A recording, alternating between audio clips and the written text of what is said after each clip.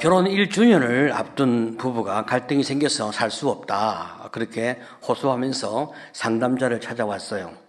이 남편은 조종사이고 아내는 간호사인데 서로 근무 시간이 달라서 함께 시간을 보낼 기회가 점점 작아지고 있어요. 그러면 모처럼 함께 있을 때 얼마나 참 행복하고 얼마나 그 시간이 귀하겠습니까? 그런데 오랜만에 함께 만나면 이상하게 갈등이 생기고 이상하게 자꾸 싸우는 거예요. 이 부부가 왜 이렇게 많이 싸울까? 그 핵심적 이유를 찾아보니까 남편의 불만은 자기가 집에 오면 집안이 늘 더럽다는 거예요. 그래서 화가 난다는 거예요. 처음에는 밀린 설거지 혹은 청소 이런 것을 하면서 사랑스러운 마음으로 아내를 기다렸는데 시간이 자꾸 지나면서 아내가 나를 좀 부려먹는 것 같다, 이런 불쾌감이 자꾸 마음 가운데서 일어나는 거예요. 하지만 아내가 집안일을 잘하지 못하는 아내 나름의 또 이유가 있는 거예요. 아내가 이제 간호사로 교대 근무를 하다 보니까 어떨 때는 아침 일찍 나가고 어떨 때는 또 저녁 늦게 나가니까 일정한 생활 리듬이 없다 보니까 아내 삶 자체가 굉장히 피곤해져 있고 여러 가지 많은 스트레스가 자꾸 쌓여가는 거죠. 아내가 일을 하지 아니하고 집에만 있으면 뭐 아무 문제가 없겠지만 남편은 아내가 집에만 있는 것을 원하지 않고 자기 나름의 삶에 어떤 시간을 갖고 돈도 벌고 인생을 즐겁게 사는 것을 원하는 마음이 있고, 아내 역시 자기도 일을 하는 것을 좋아하니까 열심히 이제 병원 일을 하게 되어지는 거죠. 하지만 이렇게 근무하다 보니까 점점 더 많은 좀 공부가 필요하고 또 이것저것 또 많이 알아보고 싶은 마음이 생겨서 이 아내가 시간만 나면 자꾸 이제 배우고 연구하고 성장하는 여기에 시간을 많이 쏟게 되어지는 거죠. 그렇게 하다 보니까 이제 집안일에 좀 소홀하게 되어지고, 또 사실 이 아내가 집안일을 하는 것을 별로 좋아하지 않는 또 그런 성향이 있어요. 그동안 이제 이 아내가 늘 남편에게 고마움과 또 감사한 마음을 가지고 있었고, 또 한편 미안한 마음도 그 안에 있었어요.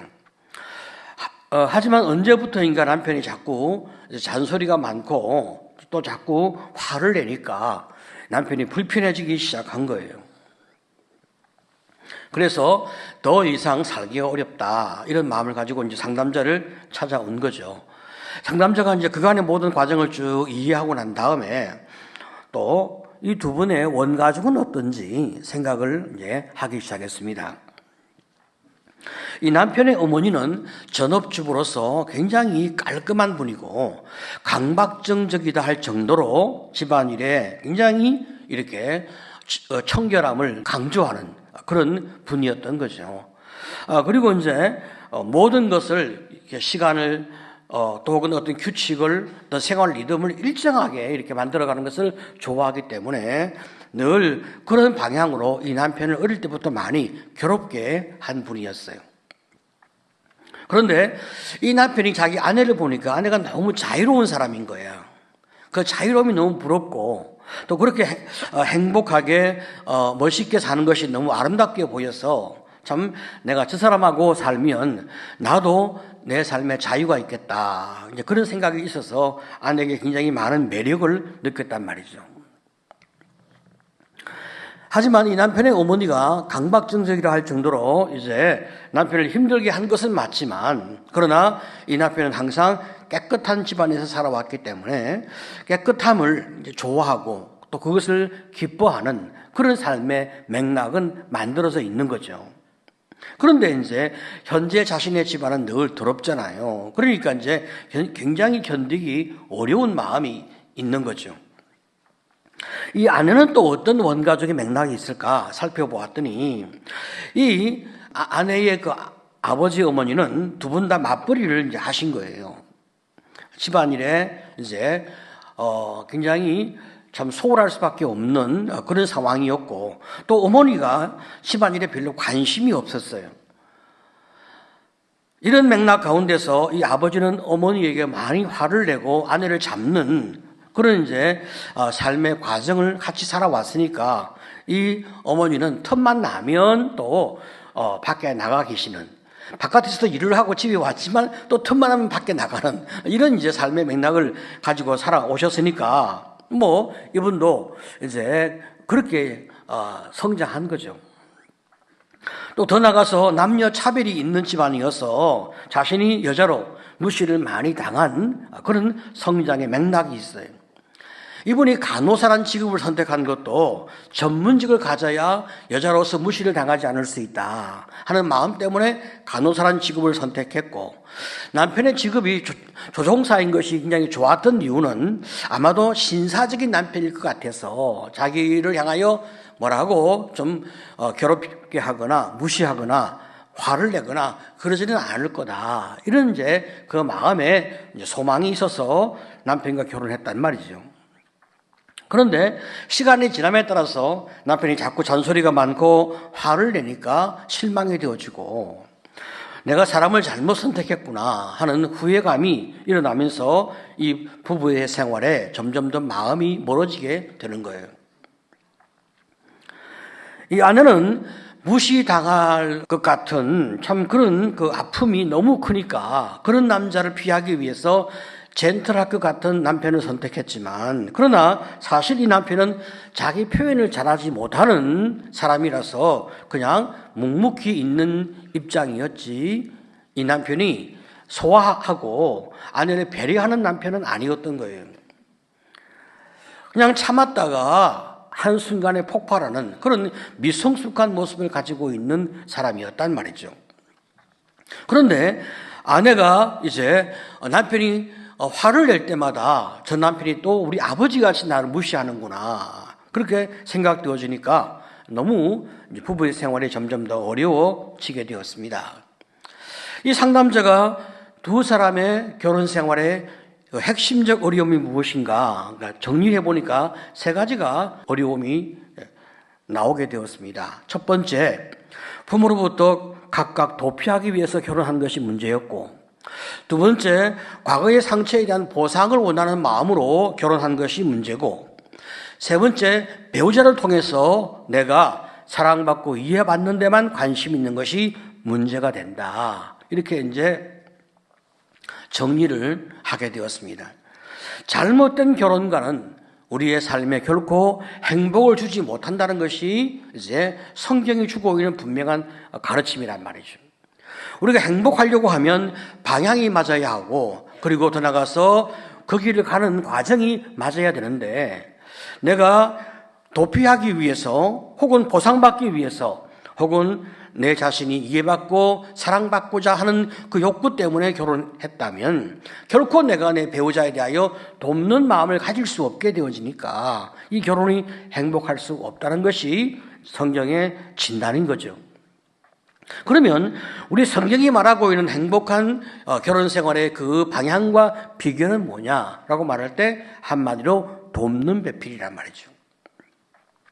우리가 서로를 향하여 끝까지 도울 때, 우리가 주님 나라에 가는 그날까지 내가 당신을 도우며 인생을 살 거야, 이런 마음의 각오와 결심이 끊임없이 흔들림이 없는 한 방향으로 나가져야만 우리 안에서 이타성이 나오지, 그러지 않고서는 본성적인 이기심이 우리의 관계를 해칠 수밖에 없게 되는 거죠. 우리가 하나님 앞에서 사랑을 입고 은혜를 입어서 거듭난 주님의 사람이 되었으니까 우리는 예수님이 우리를 돕는 그런 은혜를 입고 있는 사람이잖아요. 그러니까 돕는다는 것이 무엇인지 우리는 다 잘 알고 있습니다. 성령이 우리를 돕고 계시지만 또 궁극적으로 예수님이 또 다른 보혜사로 우리를 돕고 계시니까 우리가 그 은혜를 입고 있는 사람이니까 나도 내 배우자에게 돕는 사람이 되어야 마땅하고, 또 나도 내 자녀를 향하여 돕는 자가 되는 것이 마땅하죠. 자, 그러니까 우리 성경이 우리에게 말씀하고 있는 창세기 2장 18절의 말씀이 정말 우리 삶 속에 뼛속 깊이 새겨져야 한단 말이죠. 여호와 하나님이 이르시되 사람이 혼자 사는 것이 좋지 아니하니 내가 그를 위하여 돕는 배필을 지으리라 하시니라. 이게 하나님의 방향이란 말이죠. 어떤 분은 이 말씀을 오해해서 아내가 남편을 위하여 돕는 배필이다, 그렇게 생각하는 분이 있어요. 이건 굉장히 무식한 생각이고 굉장히 이기적인 그런 생각이죠. 우리 하나님은 서로가 서로를 돕도록, 그래서 온전할 수 있도록 우리의 삶을 이끌어가고 계신다는 거죠. 이 돕는 배필은 말이죠, 아담과 하와가 각각 도움이 필요한 부족한 존재라고 하는 것을 전제로 하고 있는 거죠. 그렇기 때문에 내가 먼저 너를 도움으로 또 너도 나를 도울 수 있는 그런 그 관계를 만들어가는 것이 부부가 함께 살아갈 수 있는 행복함이라고 성경은 말하고 있습니다. 그렇지만 참 부부의 관계는 너무 여러 많은 참 어려움도 있고 상상할 수 없는 또 신기로움도 있어요. 부부가 말이죠, 서로 사랑을 확인할 때까지는 우리가 그 사람을 얻기 위해서 내가 그 사람을 향하여 돕는 배필이 되려고 애를 씁니다. 이건 그 사람을 얻는 과정에서만 내가 나 자신도 모르게 본능적으로 하는 수고인 거예요. 자, 그런데 내가 그 사람을 사랑하고 그도 나를 사랑하는 과정 속에서 우리가 서로 마음이 딱 하나가 될 때가 있단 말이죠. 저는 이것을 심리적 일치감, 그렇게 이야기하는데요. 내가 그 사람을 사랑하는 것을 나도 알지만 그 사람도 알고, 그가 나를 사랑하는 것을 그도 알지만 나도 아는, 그래서 우리가 서로 마음이 딱 하나가 되어서 우리는 결코 헤어지는 일이 없을 거야, 이런 결론에 이르게 되어지면 심리적 안정감과 심리적 일치감이 만들어지는 거예요. 그때부터 내 마음 가운데서 이 사람을 향하여 사랑을 받고 싶은 마음이 확 일어나는 거예요. 이게 안전하기 때문에, 내가 이 사람을 얻었기 때문에 이제 이 사람으로부터 사랑을 받고 싶다, 이런 마음이 확 일어나게 됩니다.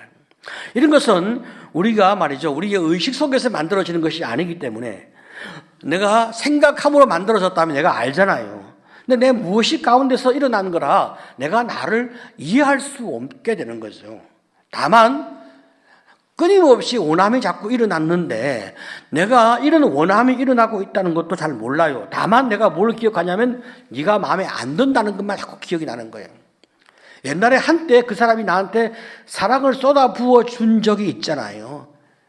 그가 나를 얻기 위해서, 나도 그를 얻기 위해서 서로가 서로에게 사랑을 쏟아 부어 준 적이 있단 말이죠. 그건 기억하고 있어요. 그때는 이렇게 사랑을 준 사람인데 왜 지금은 사랑을 주지 않을까? 그래서 굉장히 내가 마음 가운데서 배신감과 실망감을 가지게 되는 거예요. 내가 속은 것이 아닌가? 내가 사람을 잘못 선택한 것이 아닌가? 이런 마음이 끊임없이 우리 안에서 일어나게 됩니다. 참 여러분, 어찌하든지 간에 그 사람의 사랑을 얻기 위해서 우리는 수단 방법 가리지 아니하고 모든 기제를 동원해서 그 사람에게 사랑을 끌어내려고 노력을 하게 돼 있어요. 이 과정에서 처절한 부부싸움이 이루어지는 거예요. 그런데 이것을 이제 빨리 깨닫고, 내가 이렇게 살아봐야 소망이 없다, 저 사람이 결코 나한테 사랑을 줄 수 있는 능력이 없다, 이걸 깨닫고 하나님이 내게 준 사랑, 그 은혜처럼 나도 사랑을 베풀면서 살자, 이렇게 인생을 턴하면 좋은데 사람이 그렇게 포기가 되지 않습니다. 한참 말이죠, 갈등이 많은 부부에게 모든 과정을 잘 이렇게 설명하고, 당신이 배우자에게 사랑을 받고자 하는 마음을 놓고 배우자를 사랑하면서 새롭게 삶을 시작해야 된다, 이렇게 이제 설득하면 그 사람이 대체적으로 다 이런 말을 합니다. 그렇다면 내가 이 사람과 더 살아야 할 이유가 뭐가 있습니까? 내게 줄 수 있는 능력이 없다고요? 그럼 내가 왜 살아야 되죠?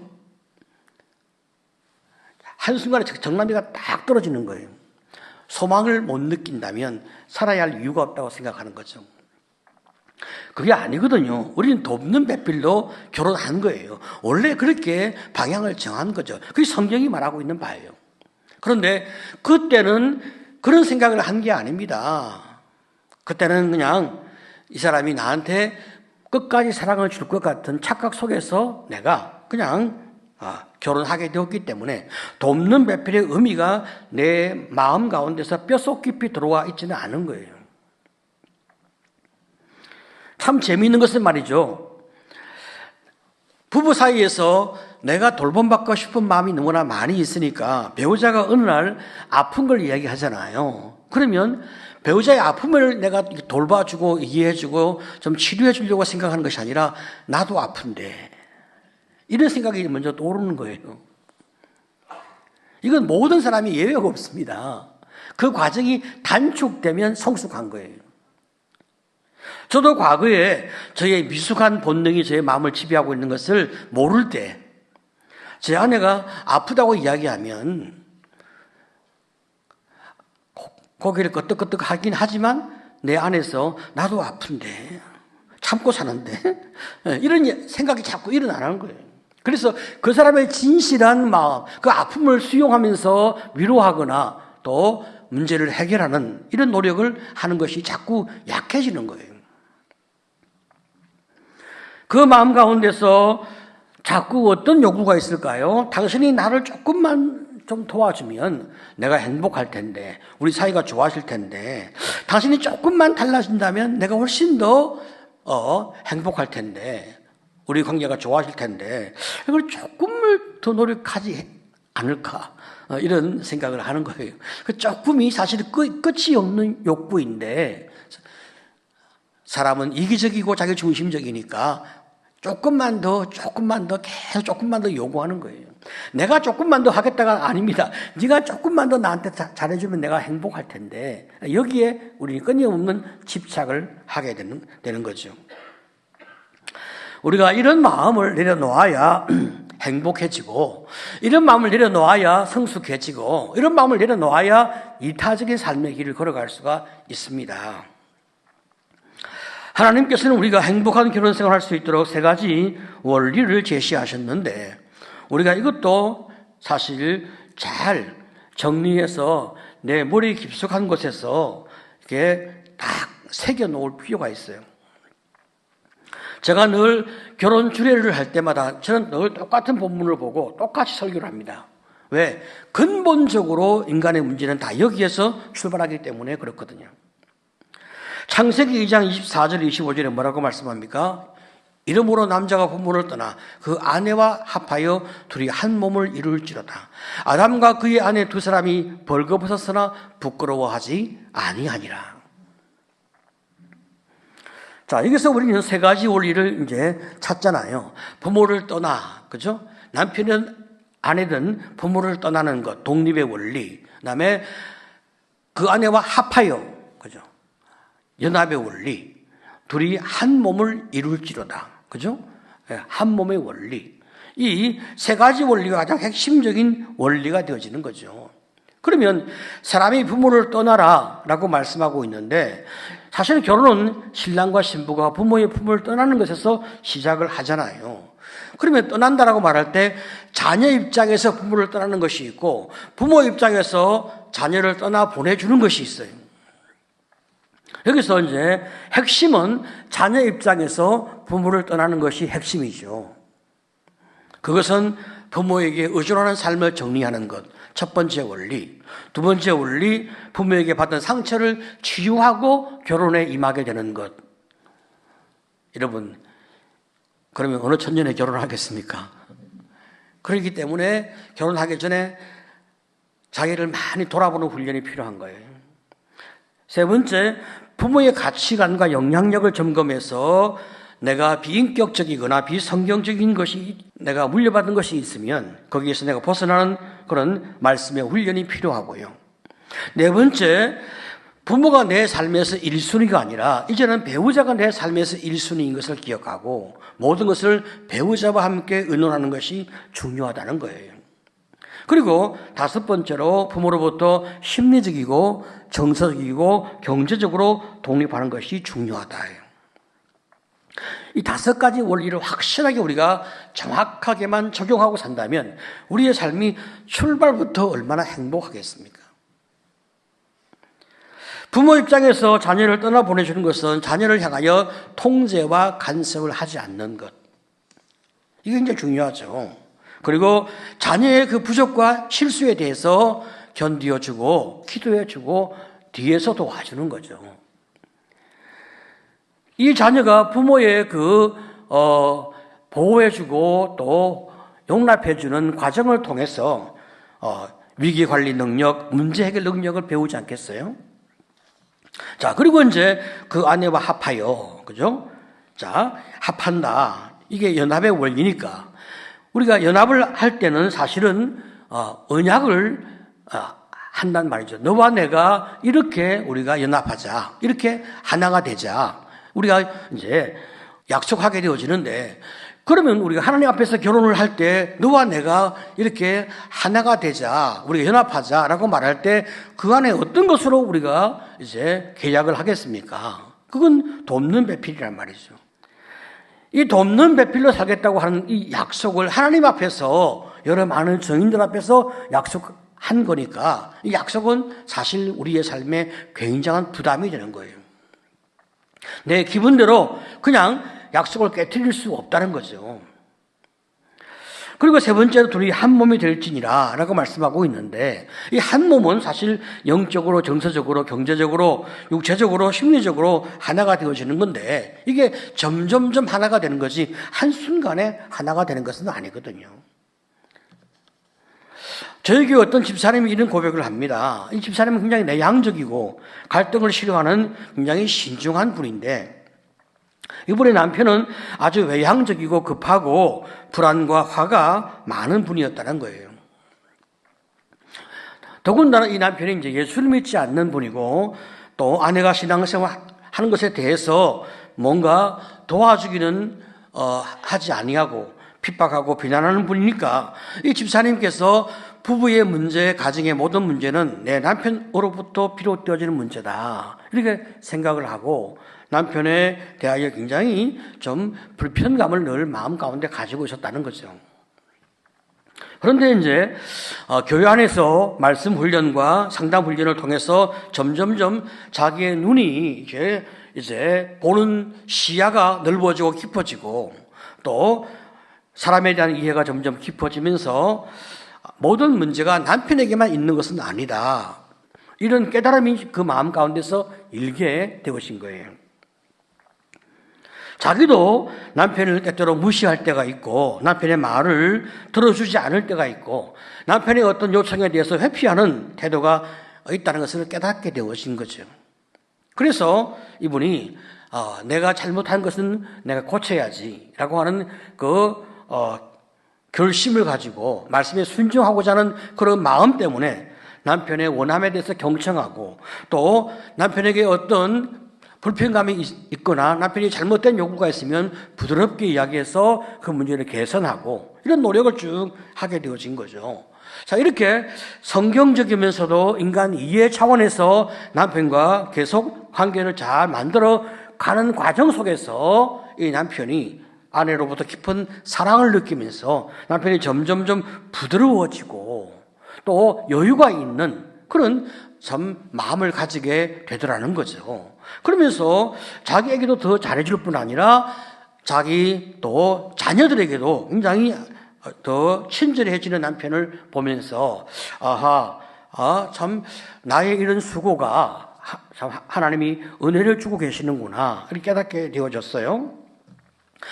그렇다고 남편의 욱함이나 그 분노가 하루아침에 다 해결되어지는 것은 아니지 않습니까? 가끔 또 그럴 때가 있고 또 최근에도 어떤 위기가 있지만 그러나 그때마다 말씀을 적용하고 하나님의 은혜 가운데서 내가 남편의 그 부당한 화에 대하여 혹은 부당한 태도에 대하여 내가 같이 화를 내며 맞서는 것이 아니라 온유함으로 내가 남편을 대하고 또 부드럽게 대할 뿐 아니라 남편의 그 어떤 욕구에 대해서는 내가 잘 또 수용해주고 이렇게 관계를 만들어가는 수고를 계속 감당해내는 이 과정 속에서 굉장히 그 위기를 잘 넘어갈 수 있는 은혜가 임하게 되었다. 그렇게 고백을 하는 거예요. 그뿐 아니라 또 힘들 때 혼자 잘 안 될 때 목장 안에서 또 기도의 제목을 나누고 또 더 나가서 여러 많은 공동체 멘토들에게 도움을 요청하면서 함께 기도를 통해서 지원을 받고 이 과정에서 점점 내가 믿음이 자라고 신앙이 자라면서 어떻게 남편을 사랑하고 남편을 더 잘 영적으로 이끌어야 되겠다는 마음의 각오가 생기게 되는 거예요. 이 얼마나 참 감사한 일입니까? 여러분, 우리가 말이죠, 하나님 의지하고 우리가 결국 주님 앞에서 사는 거잖아요.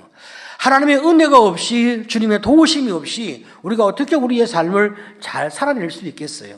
결코 그럴 수가 없거든요. 내가 주님의 사랑이 있어야 행복해지고 주님의 은혜가 있어야 행복해지고 주님이 주시는 축복이 있어야 내 삶이 형통해진단 말이죠. 그러면 우리가 하나님 앞에서 우리가 잘 살아야 되는 거니까 하나님 앞에 잘 사는 것이 무엇입니까? 주님이 나를 사랑하시는 것처럼 나도 내 배우자에게 사랑을 베풀어 주는 수고가 있을 때 제일 먼저 하나님이 감동하지 않겠어요? 그리고 하나님이 또 나에게 은혜를 주니까 또 내가 행복하지 않겠어요? 그리고 또 내가 내 배우자에게 사랑을 베풀게 되어지면 배우자 역시 나로 말미암아 행복을 느끼면서 참 네가 믿는 예수, 당신이 믿는 예수 나도 믿고 싶다. 그런 마음이 더 많이 생기지 않겠습니까?